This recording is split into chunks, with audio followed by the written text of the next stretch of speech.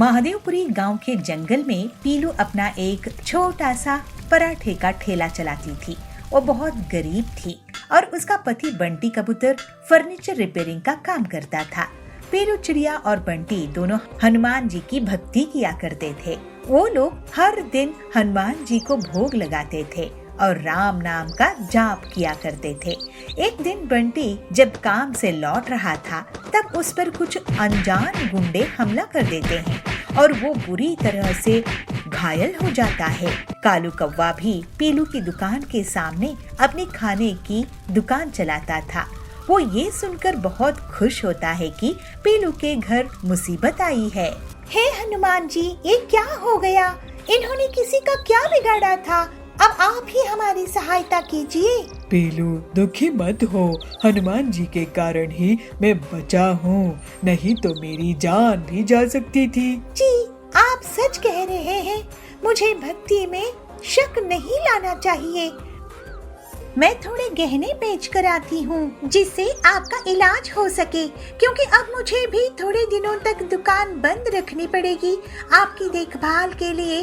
तो गहने बेचने से कुछ पैसे घर के काम भी आ जाएंगे। मैं तुम्हारे लिए और गहने बनवा दूंगा पीलू, मुझे बहुत बुरा लग रहा है। आप किसी बात की फिक्र मत कीजिए, हनुमान जी हमारे साथ है, बस यही काफी है। पीलू गहने बेचने के लिए जाती है, लेकिन बीच रास्ते में उसको वही अनजान लुटेरे मिलते हैं और उसे गहने लूट लेते हैं। पीलू उदास मन से एक पेड़ के नीचे रोने लगती है। तभी वहाँ एक साधु आते हैं। बेटे, क्या हुआ?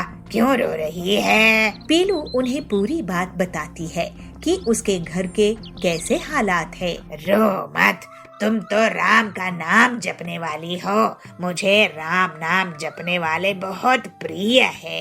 ये लो एक कढ़ाई, इसमें तुम खाना पकाओ और अपनी दुकान में बेचो। इससे तुम्हारी मुश्किलें दूर हो जाएंगी। पीलू उस कढ़ाई को ले लेती है और घर जाकर बंटी से पूरी बात कहती है। फिर वो कढ़ाई में खाना बनाकर सबसे पहले हनुमान जी को भोग लगाती है। ये तो हमारे घर बहुत बड़ी मुसीबत आ गई है पीलू। वैसे भी हमारा खर्चा बड़ी मुश्किल से चलता था, अब तो ऊपर से गहने भी लुट गए। लेकिन अच्छा हुआ कि साधु महाराज मिल गए। हो सकता है उन्हीं के आशीर्वाद और हनुमान जी की कृपा से सब ठीक हो जाए। मुझे पूरा विश्वास है जी। फिर पीलू उस कढ़ाई में अपनी दुकान में सब्जी बनाना शुरू कर देती है, जिसको खाकर सभी उसकी बहुत तारीफ करते हैं। और उस कढ़ाई से सब्जी तब तक खत्म नहीं होती जब तक कि सभी ग्राहक खा नहीं लेते थे। पीलू ये देखकर हनुमान जी को और उस साधु बाबा को याद करती है। आपकी बहुत दया है हनुमान जी। जय सिया राम, जय सिया राम, जय सिया राम। अब बेटी पीलू, कितनी स्वादिष्ट सब्जी बनाई हो। ऐसी सब्जी हर रोज तुम हमें खिलाया करो। तुम्हारे हाथों में तो जादू है। हाँ हरिया भाई, ये कमाल तो सिर्फ पीलू दीदी ही कर सकती है। इनके खाने की जितनी तारीफ की जाए कम है। मेरे घर के लिए 5 प्लेट खाना पैक कर दो पीलू दीदी। पीलू की दुकान में कमाई होती देखकर कालू कौवा बहुत जलने लगता है। वो पीलू को नुकसान पहुंचाने के बारे में सोचता है। इसकी दुकान तो अब जोर शोर से चलने लगी है। मुझे इसकी काट निकालनी पड़ेगी, नहीं तो मेरी दुकान बंद हो जाएगी। इसके पास ये चमत्कारी कढ़ाई आई है कहाँ से? इसको मैं चोरी करवा लूंगा, उसके बाद ये लोग भिखारी हो जाएंगे। कालू उसी रात को उन अनजान बदमाशों से मिलता है और उन्हें पीलू के घर से कढ़ाई चुराने के लिए पैसे देता है। पीलू अपने घर में हनुमान जी की आरती करती है और बंटी को दवाइयाँ खिलाती है। इसके बाद दोनों पति पत्नी राम नाम का जाप करते हैं, खाना खाते हैं और वो सो जाते हैं। उनके घर अनजान बदमाश घुसते हैं और चुपचाप झांक कर देखते हैं। बंटी और पीलू आराम से सो रहे थे। वो सब अंदर आते हैं और उस कढ़ाई को उठाने की कोशिश करने लगते हैं, लेकिन तभी वो कढ़ाई अचानक से बहुत बड़ी हो जाती है और वो सारे बदमाश उस कढ़ाई के नीचे दब जाते हैं और चीख उठते हैं। अरे ये तो वही बदमाश है जिन्होंने मेरे गहने लूटे थे। पीलू की चिल्लाना देख बंटी उठता है और देखता है। इन्हीं लोगों ने मुझ पर हमला किया था। ये लोग साधु बाबा जी की चमत्कारी कढ़ाई चुराने आए थे। वो साधु बाबा कोई और नहीं थे, हनुमान जी ही थे। उन्हीं के ऐसे चमत्कार हो सकते हैं। हमें माफ कर दो हनुमान भक्तों, हमें तो कालू ने तुम्हारे यहाँ भेजा था।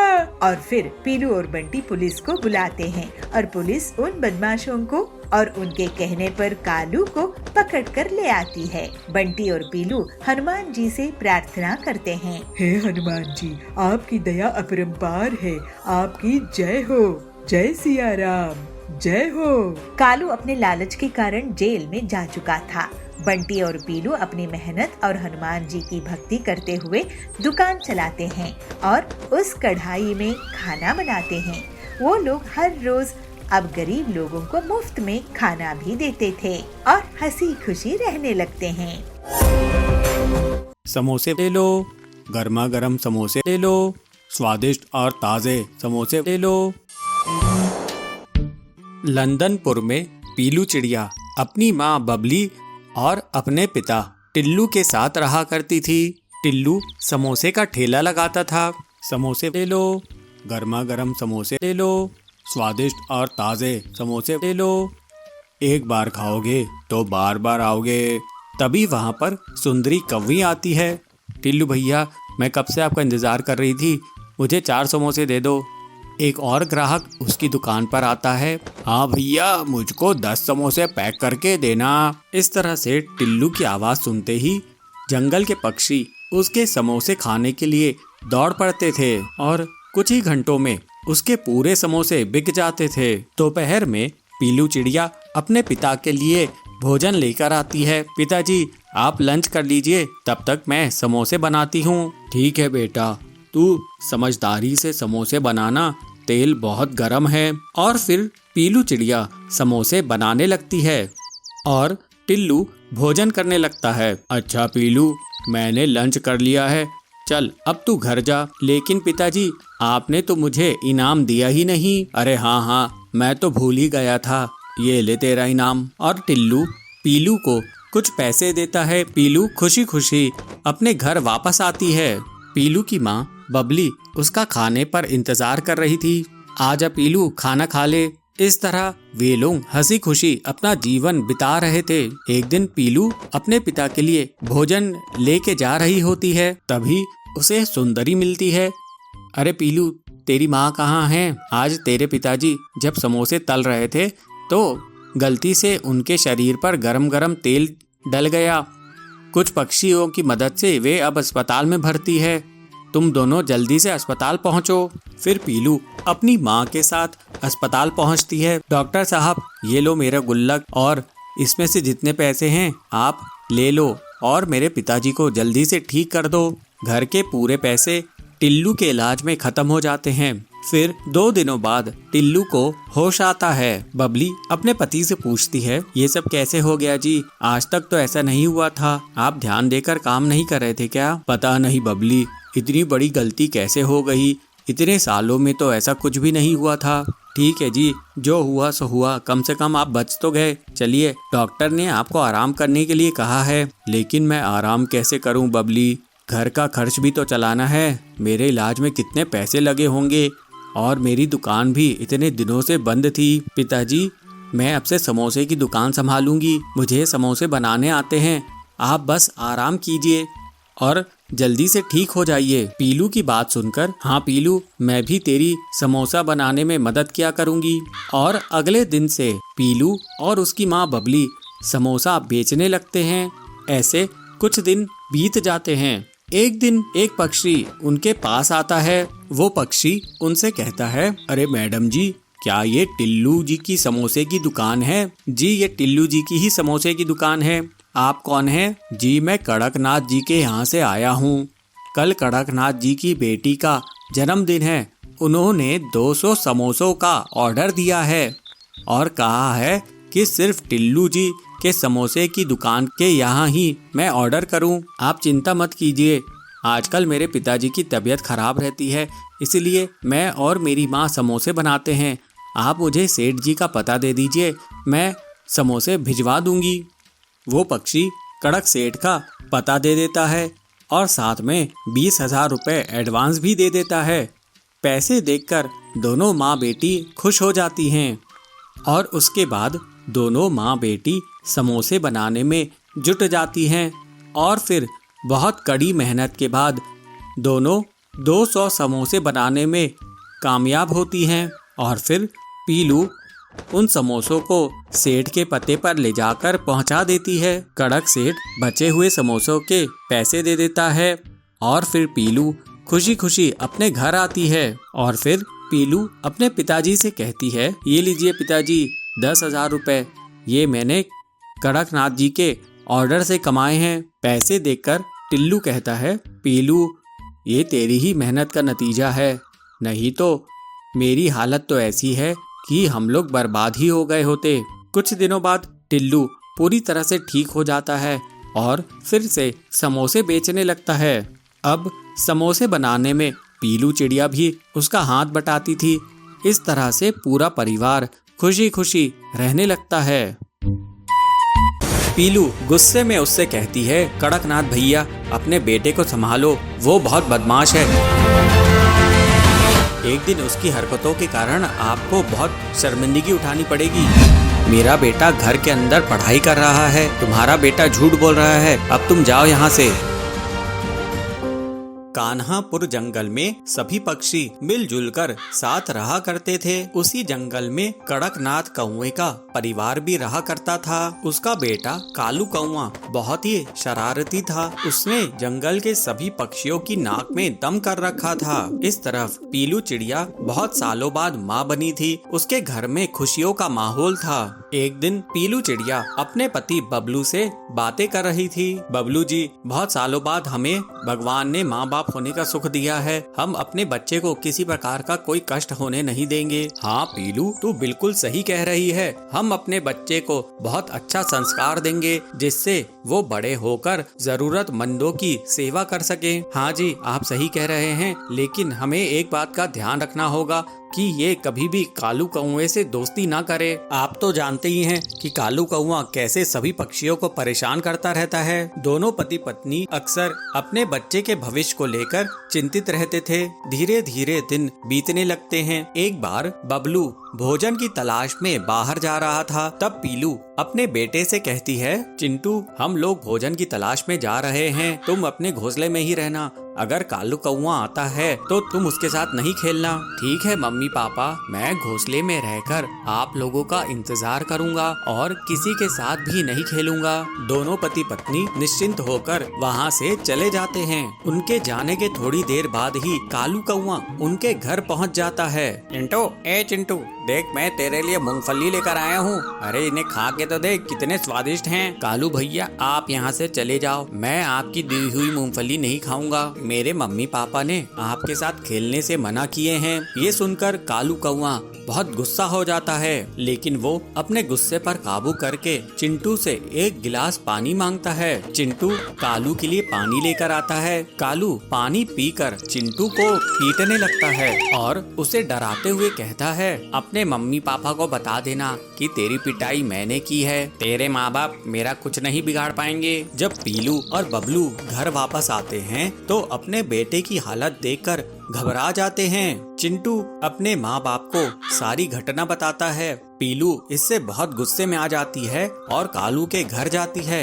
उस समय कालू का पिता कड़कनाथ घोंसले के बाहर ही बैठा था। पीलू गुस्से में उससे कहती है, कड़कनाथ भैया अपने बेटे को संभालो, वो बहुत बदमाश है, उसने मेरे बेटे को बहुत बुरी तरह से पीट दिया है। एक दिन उसकी हरकतों के कारण आपको बहुत शर्मिंदगी उठानी पड़ेगी। पीलू की आवाज सुनकर सुंदरी कौवी घर से बाहर निकलती है और कहती है, पीलू जब से तुम माँ बनी हो तब से तुम बहुत घमंडी हो गई हो। मेरा बेटा घर के अंदर पढ़ाई कर रहा है, तुम्हारा बेटा झूठ बोल रहा है, अब तुम जाओ यहाँ से। मेरा बेटा बहुत सीधा साधा है, तुम मेरे बेटे की आइंदा से शिकायत नहीं करना। इस तरह से सुंदरी पीलू को डरा धमका देती है और वहाँ से भगा देती है। कुछ दिनों बाद कालू कौआ फिर से बदमाशी के लिए किसी को ढूंढ रहा होता है। थोड़ी दूर में वो देखता है कि जिगर बाज का बेटा अपने घोंसले में अकेला है। उसे अकेला देखकर कालू उसकी बहुत बुरी कदर पिटाई कर देता है। जब इस बात का पता बाज को चलता है तो वो अपने साथियों के साथ कालू कौए के घर पर धावा बोल देता है और कालू कौए की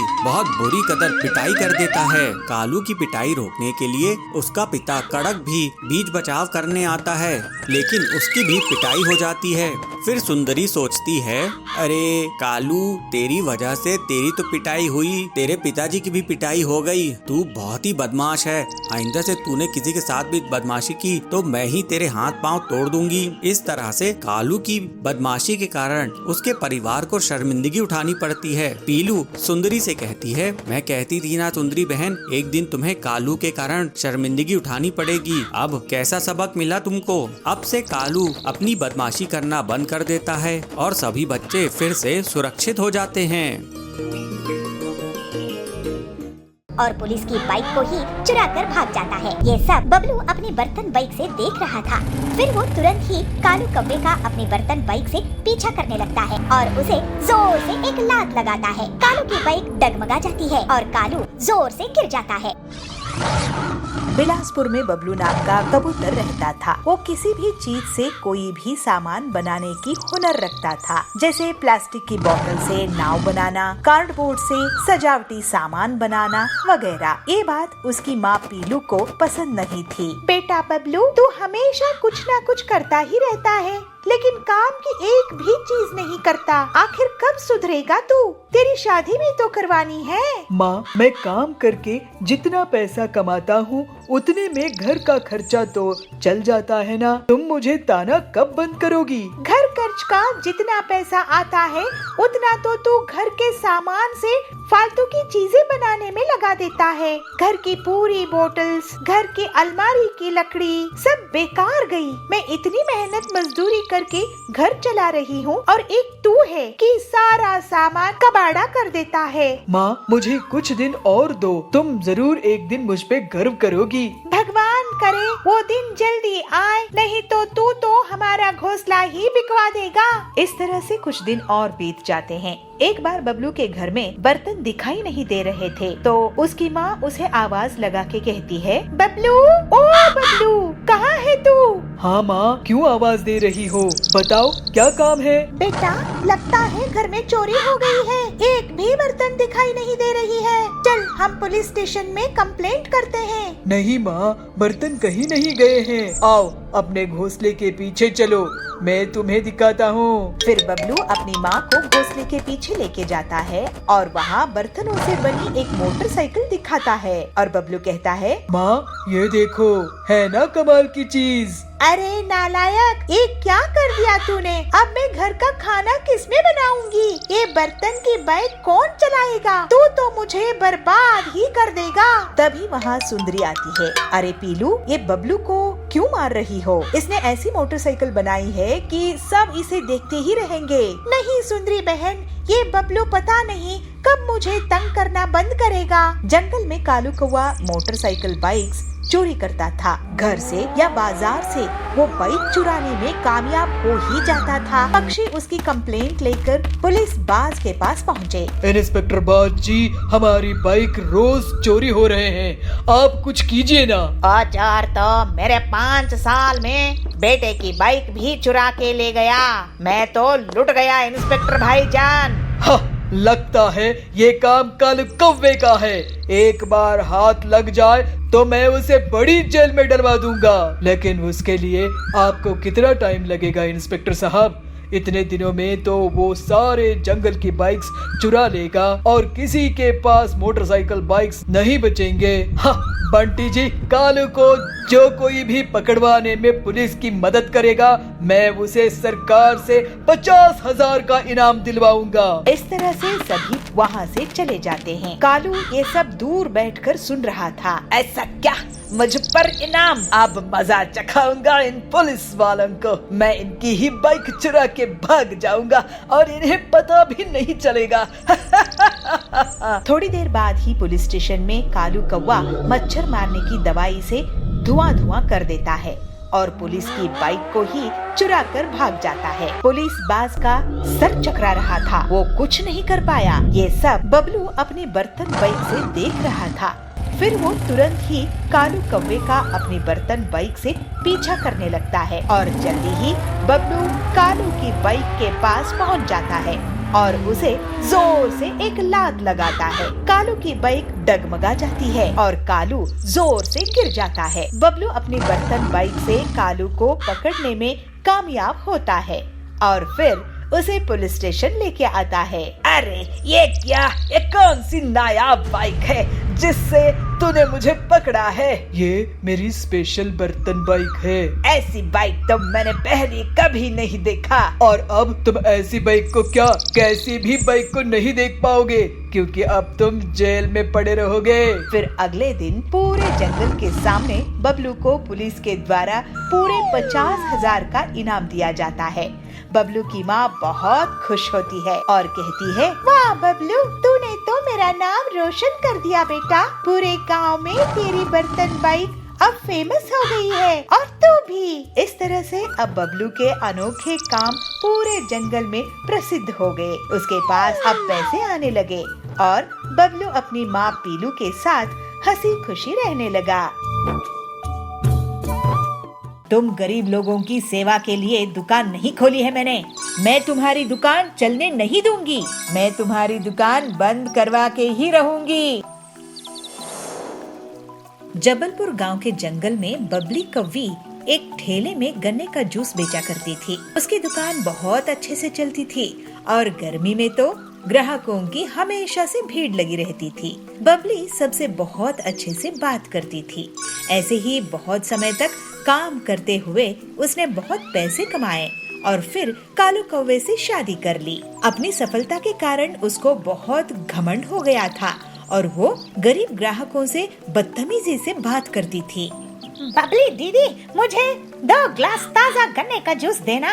मैं आपको पैसा कल दे दूंगा। अगर कल पैसे देने हैं तो कल ही जूस पीना। तुम गरीब लोगों की सेवा के लिए दुकान नहीं खोली है मैंने। अरे बबली दीदी, आप ऐसे कैसे बात कर रही है?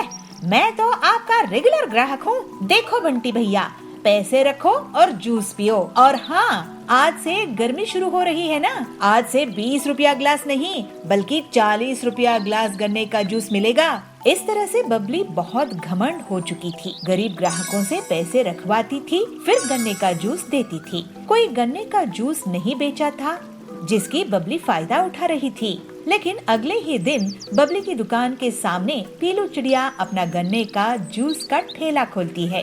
उसकी दुकान चलती देखकर बबली उसे जलने लगती है। पीलू चिड़िया, तुम मेरे ठेले के सामने गन्ने का जूस क्यों बेच रही हो? मैं तुम्हारी दुकान चलने नहीं दूंगी। अरे सुंदरी दीदी, गुस्सा मत करो। जंगल में इतने ग्राहक हैं कि हम दोनों की दुकान अच्छे से चल सकती है। पीलू की बातें सुनकर बबली चुप हो जाती है। पीलू अपने ग्राहकों से बहुत अच्छे से बात करती थी, जबकि बबली अभी भी बहुत घमंड से रहती थी। जल्द ही पीलू की दुकान में भीड़ लगने लगती है, क्योंकि वो गन्ने का जूस को सिर्फ 15 रुपए में बेचा करती थी। ये पीलू तो बहुत ही चालाक निकली, सस्ते दामों में जूस बेच रही है। इसकी दुकान बंद करवा दूंगी। मैं भी दाम कम कर देती हूँ, लेकिन उतने पैसों में मैं गन्ने का जूस नहीं बेचूंगी, बल्कि केमिकल वाला नकली मिलावटी जूस बेचूंगी। ग्लास का जंबो साइज बड़ा देखकर जंगल वाले मेरे ही पास आएंगे और पीलू की दुकान बंद हो जाएगी। फिर ऐसा सोचकर बबली अपने घर में केमिकल वाला जूस तैयार करती है और मन ही मन बहुत खुश होती है। जंबो गन्ने का जूस ले लो, जंबो गन्ने का जूस। इतने बड़े गन्ने का जूस कभी नहीं देखे होंगे। जंगल के पक्षी बबली की आवाज सुनकर उसकी दुकान की तरफ भागते हैं और ग्लास का साइज देखकर लालच में आ जाते हैं और सिर्फ कुछ ही मिनट्स में बबली के जंबो गन्ने का जूस बिक जाता है। देखा पीलू चिड़िया, मुझसे पंगा लेने का नतीजा, मैं तुम्हारी दुकान बंद करवा के ही रहूंगी। उसी दिन से पीलू की दुकान में ग्राहकों की कमी होने लगती है और अगले दिन से तो कोई भी उसकी दुकान नहीं जाता है। थोड़े ही दिनों में पीलू को दुकान बंद करने की नौबत आ जाती है। तभी एक दिन डॉक्टर हरिया उसकी दुकान पहुंचते हैं। पेलो, मुझे एक गिलास जूस देना। बबली की दुकान में भीड़ है, मुझे लेट हो रहा है, नहीं तो मैं उसी की दुकान में जाता। ये लीजिए डॉक्टर सर। अरे वाह, ये बहुत ताज़ा है। ऐसा करो, तुम मेरे हॉस्पिटल में रोज 20 गिलास भेज दिया करो मरीज के लिए। पीलू ये सुनकर बहुत खुश हो जाती है और हरिया के मरीज उसके गन्ने का ताज़ा जूस पीकर ठीक हो जाते हैं। लेकिन तभी वहाँ बबली की दुकान से गन्ने का जूस पीने वाले पक्षी आते हैं और उल्टियाँ करने लगते हैं।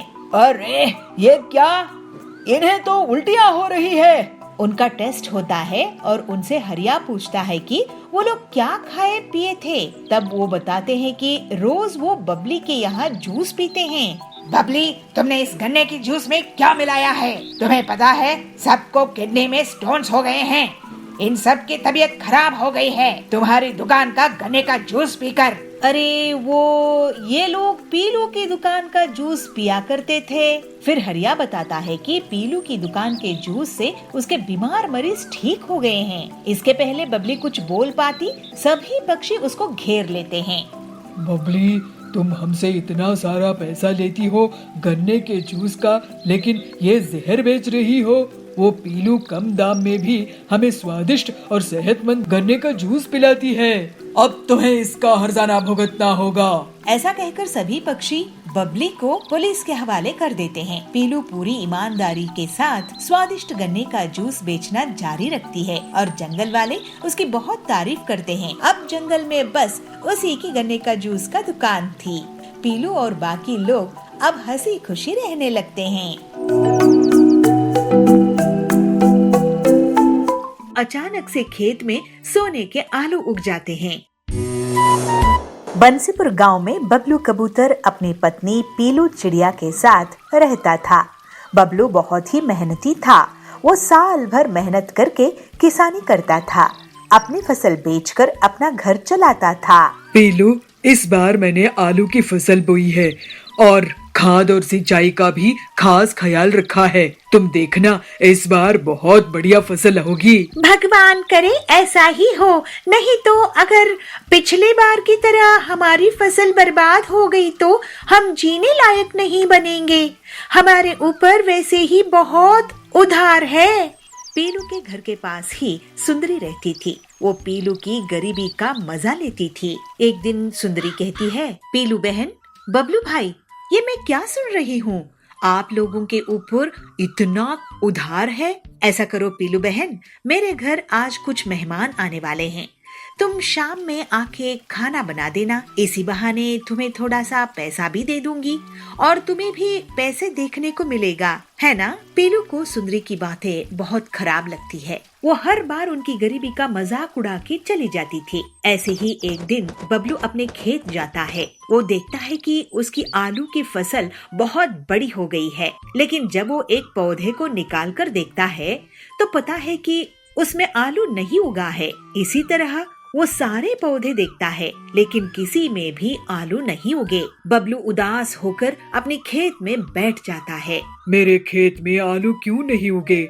ऐसे तो मैं बर्बाद हो जाऊंगा। मेरे खेत में आखिर फसल क्यों नहीं होती है? ऐसे वो सोच में पड़ जाता है। ऐसे ही सोचते बबलू रोने लगता है। जैसे ही उसके आंसू मिट्टी में गिर जाते हैं तो अचानक से खेत में सोने के आलू उग जाते हैं। आश्चर्य होके बबलू कहता है, अरे भगवान, तेरे बहुत बहुत शुक्रिया।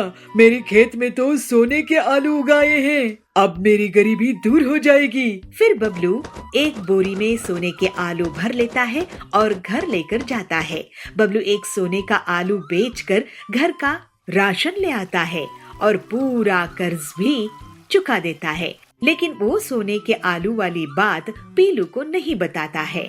एक दिन सुंदरी उसके घर आती है। क्या हुआ, इस बार तुम लोग आलू की फसल नहीं बेच रहे हो क्या? इस बार भी तुम्हारी फसल बर्बाद हो गई है? ऐसा है तो तुम लोग तो सड़क पर आ जाओगे। नहीं, इस बार फसल बहुत अच्छी हुई है। नहीं पीलू, बबलू इस बार फसल बिकाने के लिए बाजार गया ही नहीं। अब तुम ही सोचो कि तुम्हारा आगे क्या होगा। बबलू जब घर लौटता है तो पीलू उससे पूछती है, बबलू जी, पड़ोसन कह रही थी कि आप इस बार शहर के जंगल में आलू बेचने के लिए नहीं गए थे। अगर हमारी आलू की फसल हुई ही नहीं है तो अपने घर का राशन कहाँ से लेकर आए हो? इसके बाद बबलू पीलू को सोने के आलू से भरी हुई एक बोरी दिखाता है। खिड़की में से सुंदरी भी उस सोने के आलू की बोरी को देख लेती है। अरे, इनके पास तो बोरी भरकर सोना है, ये तो मेरे पास होना चाहिए। ऐसा सोचकर वो उनके घर जाती है। तुम दोनों गरीबों को खाना नसीब हो रहा होगा, ऐसा करो तुम मेरे घर खाना खाने आ जाओ। सुंदरी को पीलू और बबलू मना नहीं कर पाते हैं और उसके घर चले जाते हैं। वहाँ सुंदरी उन्हें बहुत बड़ी थाली परोसकर लेकर आती है और उन्हें खाने के लिए देती है। जब दोनों पति पत्नी खा रहे होते हैं, वो चुपचाप उनके घर चली जाती है और सोने के आलू चुराने की कोशिश करती है। लेकिन जैसे ही वो आलू उठाती है, एक आलू पत्थर में बदल जाता है और उसके पैर पर गिर जाता है। उसके चीखने की आवाज सुनकर पीलू और बबलू वहाँ जाते हैं। सुंदरी वहाँ से भाग जाती है। तभी तो मैं सोचूं कि हमेशा हमारी गरीबी का मजाक उड़ाने वाली हमें आज दावत क्यों दे रही है? हमारे पीछे से हमारी सोने की आलू चुराना चाहती थी। ये सुंदरी बहुत लालची है, इसके पास सब कुछ है लेकिन ये लालच करना नहीं छोड़ती है। इसी वजह से ये आलू पत्थर में बदल गया था। हाँ बबलू जी, आप सही कह रहे हो, लेकिन ये आलू जब तक हमारे घर में रहेंगे, ये हमारे लिए मुसीबत के बीज बन जाएंगे। चलिए इन्हें खेत में गाड़ कर छुपा देते हैं। फिर दोनों पति पत्नी खेत में सोने के आलू छुपा देते हैं। बंटी बहुत मेहनती और ईमानदार था, इसी वजह से उसकी शुद्ध भावनाओं में निकले आंसू से सोने के आलू खेत में उग आए थे। वहीं दूसरी तरफ सुंदरी का मन काला था, इसी वजह से उसके छूते ही सोने के आलू पत्थर में बदल गए। अब बबलू और पीलू की गरीबी दूर हो गई थी और वो दोनों खुशी खुशी रहने लगे।